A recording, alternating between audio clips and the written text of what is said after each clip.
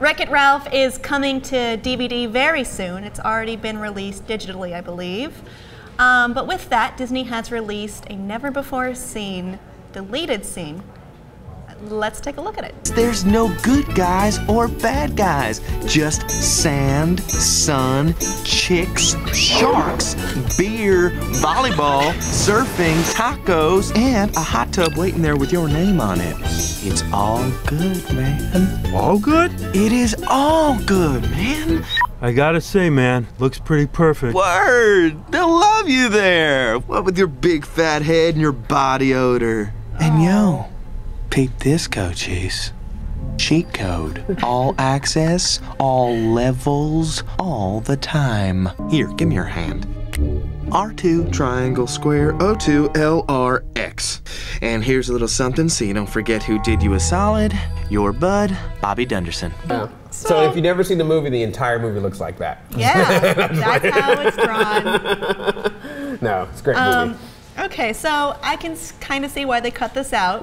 He did say there'd be chicks and beer. You could, Disney advertising beer to children probably would be frowned upon. I think that game was Dead or Alive beach volleyball.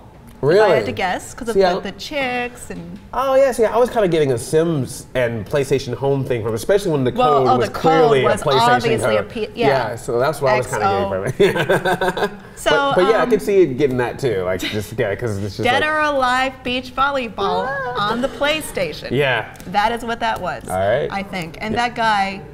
Come on, that's McConaughey. That's got McConaughey written all over it. So yeah, it was very interesting to watch because one of the big complaints, and I even had it myself about the movie, is too much candy. Too much candy. That we didn't see more video game worlds, and I could understand that. But I also look at the other side of the person who's coming to see a movie like Wreck-It Ralph, who does not have this extensive knowledge of what the Contra code is, or have that extensive background. And I could see a scene like this being in the movie, someone going like, I don't, what is this? I don't get this. You know when I felt that way? What's that? About the candy. Really? You didn't get the Mario Kart vibe from that? I get it, but it was just like, I don't need to get it for 45 minutes. No, I agree. I feel like they were in there way too long. I mean, obviously that was sort of the heart of the story, but I do feel like it would have been nice to see other games, whether they're actual games or more games that made up. I don't know. I would have appreciated the Contra code, Easter egg. People well, they did do that. Is. They did have that in there. They had like the up, up, down, down. They did those kind of jokes. But I just felt like watching this, and there's another scene of it when Ralph actually goes into easy living too.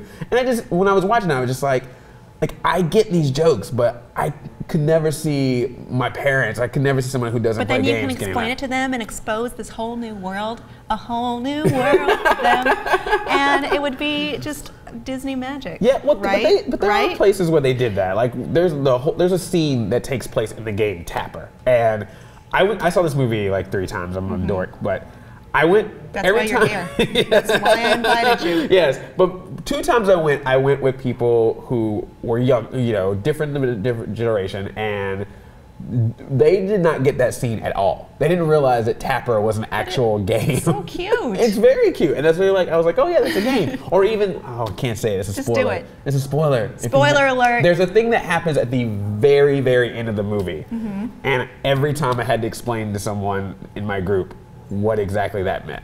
So that's just one of those things I think about. I want to hear what it is. I can't say it. I can edit this. I can't tell you. You have to watch to find out. I did watch it, but I don't know what you're talking about. It's right it's past the credits, like the absolute very end. Yeah. Okay, this isn't spoiler. Yeah. I feel ya. So that's what I think when you make a game or make a movie like this, there is this kind of balance of how deep do you go into the video game references and then how generic you have to be. And there were times when I thought it was a nice balance. I think the beginning of the movie is brilliant of here's funny stuff at the same time. If you also know the video game characters and other references, it's funny on a different level. So I think that's what really kind of makes the Sugar Rush area feel like a little bit, because there's no candy game for me to relate to. Well, it's Mario Kart. It's totally Mario Kart. It's obviously Mario Kart, but Mario Kart isn't covered in candy. Where's Rainbow Road? Well, it was that in a way. But yeah, but that's what I'm talking about. Like when you look at the scene, like when he's at the Bad Guys Anonymous meeting, like that scene. Oh, I like that because a Disney character says the line,